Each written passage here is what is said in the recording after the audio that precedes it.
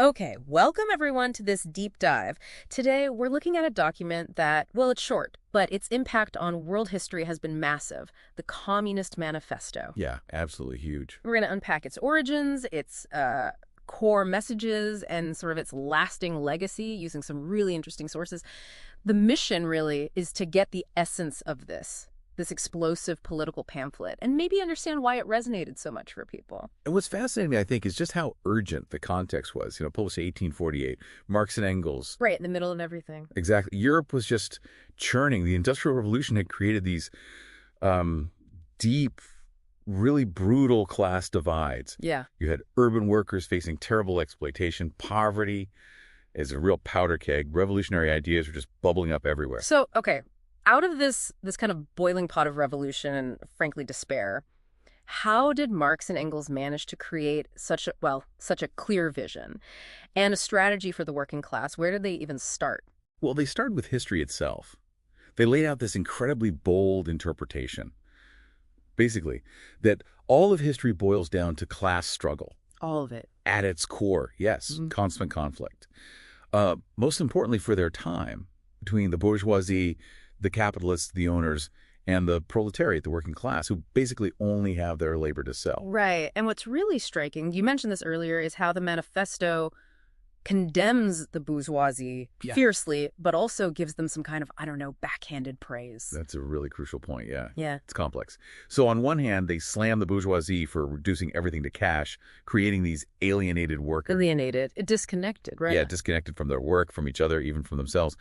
But at the same time, Marx and Engels actually praised capitalism's, its revolutionary role. Oh, so? They acknowledged it swept away old feudal systems, unleashed incredible productive forces, things unimaginable before. But, and this is the kicker, they argued capitalism inevitably creates the very force that will destroy it. Its own grave diggers. Exactly. The proletariat. This is a built-in contradiction. Wow. That's, quite the prophecy.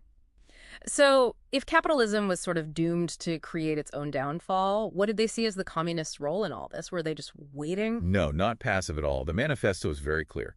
Communists don't form some separate rival party.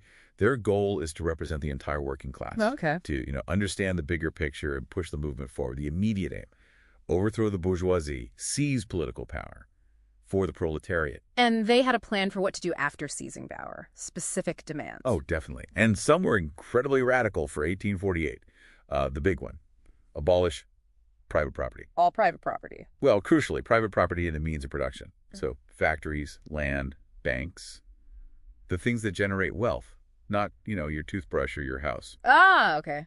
That's an important distinction. What else? Things like a heavy progressive income tax, free public education for all kids, centralizing credit, communications, basically taking the levers of economic power out of private hands and putting them into the hands of a state controlled by the workers. And they were quite critical of other socialist ideas floating around at the time, weren't they? They called their approach scientific communism. Yes, very critical.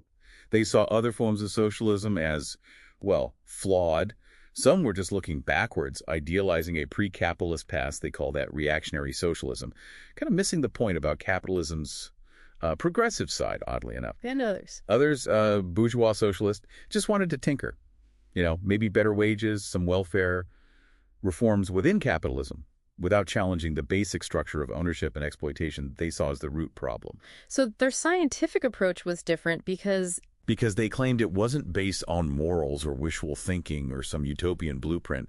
It was based on a material analysis of history. Yeah. They believed they'd found the underlying economic laws driving society towards this outcome. Inevitable, almost. Right. Driven by economics and class conflict. Exactly. Not just by saying this isn't fair. Okay, connecting this to the bigger picture, that famous ending, the call for international unity. Yes. Yes. Absolutely central. It closes with possibly the most famous lines in political writing. The proletarians have nothing to lose but their chains. They have a world to win. Goosebumps, even now. Right. And then, workers of the world unite. It's not about nation, it's about class, a global call to action. Your shared experience as a worker is more important than your nationality. It's amazing, though, that when it first came out, 1848, it barely made a ripple, right? Largely ignored. Yeah. Really took off later, much later. In the 20th century, it became this foundational text for huge movements. Russia, China, Cuba. Right. You name it. And influenced labor movements, anti-colonial struggles. Its language just spread everywhere. Absolutely. Though, it's important to note how it was interpreted and used often went in directions very different from what Marx and Engels might have envisioned. That's a whole other story. Indeed. So bringing it back to today, what does this all mean for you, listening now? The manifesto. It's clearly not just some dusty historical document. It still sparks debate, doesn't it? It absolutely does. It continues to challenge how we think about power, about economics, about society. Marx and Engels didn't just offer a critique. They offered this powerful vision of liberation through people working together, collective struggle. So maybe a final thought to leave with you. Yeah, maybe consider this. In what ways do those core ideas from the manifesto about class, about power, about collective action, in what ways do they still resonate or maybe challenge how you understand change in the world today? You might be surprised where you see echoes.